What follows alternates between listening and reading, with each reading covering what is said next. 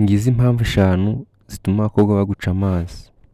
Mu by'ukuri abakobwa ni ibiremwa bitangaje.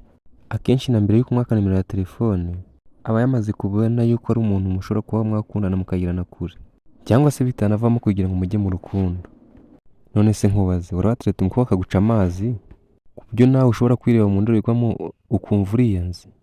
Ngaho ntegera amatwi nkubwire impamvu 5 zituma abakobwa baguca amazi. Aha ndaza kwifashisha ubuhamya butandukanye nagiye nkora ku bakobwa bamwe na bamwe, ntabwo ndajya kure, ndavuga aba hano mu Rwanda. Yemwe no hafi yawe, abo ngabo ugenda nabo cyangwa se abo uteganya kuba watereta cyangwa se ab'inshuti zawe.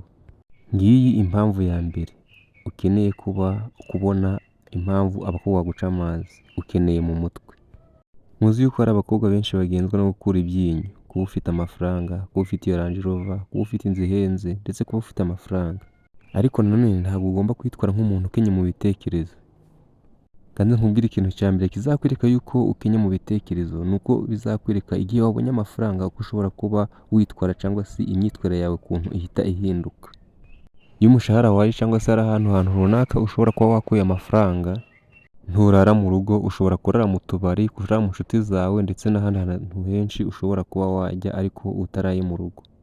Uwo ari we wese ngaho ukamugurira, ugatangira ukaniyemera uti uwo ari we wese muhereza icupa. Aho ngaho ugeze mu kabari, umukobwa yakwinjira, ngaho muhereza icupa, mbese ukumva yuko nta management ufite. Ngaho ushoje ibyo byose uhise uja kugura imyenda n'inkweto bisha, ngaho amatelefone ahenze. Ikintu cyonyine usigaranye ugasanga usigaranye amafaranga y'inzu. Rimwe na rimwe nayo ugasanga utangiye kujya kuyaguza igihe wibutse ko amatariki yageze. Hariho n'abatipe batira imyenda n'inkweto kugira ngo bemeze abo bakundana cyangwa se begeze aba girlfriend babo. Ugakora ibyo byose kugira ngo wemeze umukobwa. Ibyo nibyo bita kuba ushobora kuba ukenye mu mutwe. Nanone kumva yuko umukobwa kugira ngo akwemere uko ushobora kuba wamwiyemeraho, ugatangira ukamusohokana ahantu hahenze cyane, ugatangira ukamugurira ibintu adakeneye, nawe nyine akakubona imbaga mu menyo, agatangira akakubonamo akagukuramo akazi. Ariko ibyo byose maze kuvuga ntabwo ari byo byubaka urukundo. Ntabatindiye cyane, reka twigire ku mpamvu ya kabiri. Impamvu ya kabiri, ugira amagambo menshi kurusha ibikorwa. Mu by'ukuri twese twifuza kugera kure kandi tugatera imbere, ariko twaba dufite n'imishinga itandukanye, ariko wigenda ubwira buri mukobwa wese uhuye nawe. Hariho n'abajama benshi usanga bafite amaganya menshi nk'aya Yeremiya. Ntakubesha wa musore we, ibyo bigaragaza yuko utifitiye icyizere haba na gato. Mani have wigenda usezeranya abantu ibintu utazakora. Ugenda ubwira buri mukobwa wese muhuye, umubwira ibintu ushobora kuzamukorera kandi udafite ubushobozi, kugira ngo akwemere kandi uzi neza ko utazabasha kuba wabimukorera.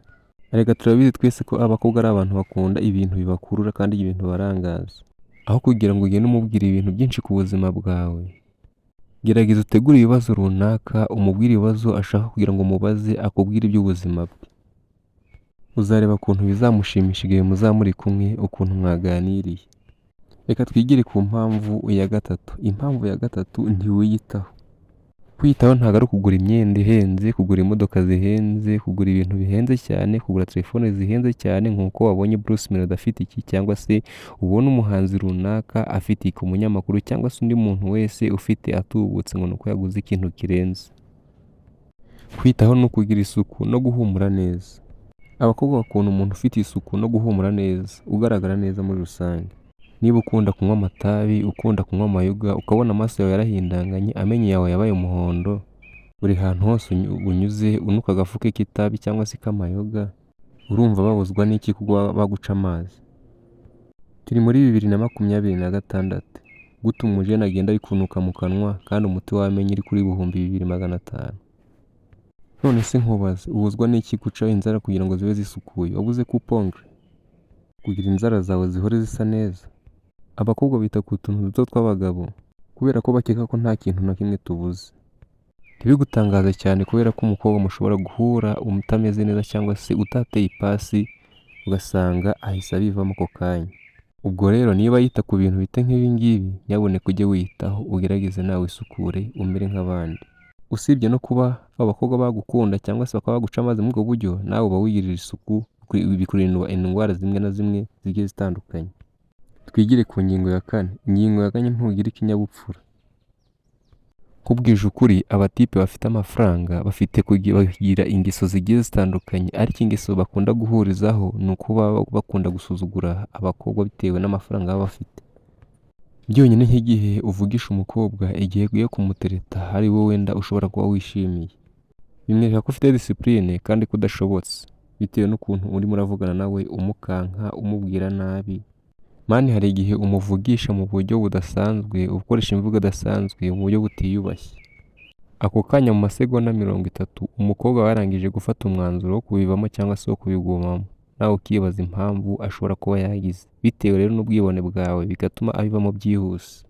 Reka ibintu byo guhamagarana n'abakobwa saa 7 nijoro kandi uzi ko arangije kuryama, ariko wenda aba yiriwe mu mirimo igiye itandukanye, cyangwa se ukumva ko igihe cyose umushakiye ukaba wamuhamagara akareka ibyo yari arimo kugira ngo aze akunde akwitabe, kugira ngo akunde aze akurebe adasanga wamurakariye cyangwa se uwarakaye cyane ku rwego hejuru.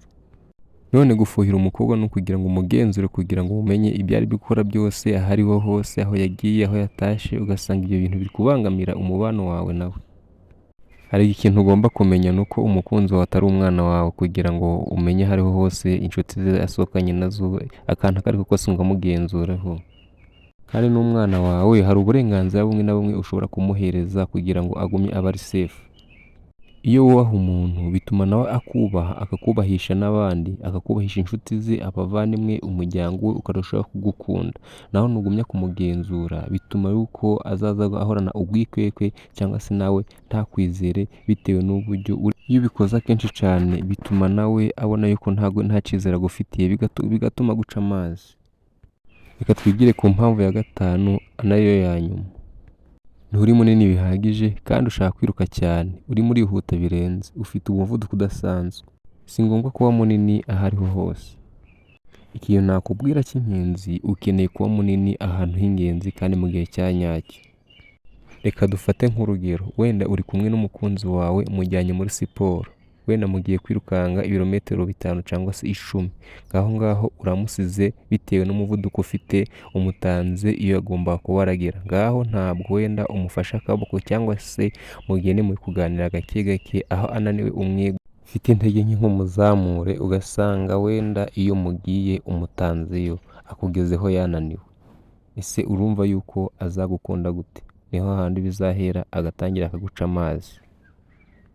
Nta kabuza nimujyana mu nzira mufatanya urugendo, yaguherekeje cyangwa se wamuherekeje ugasanga niweho umusize, bizatuma aguca amazi.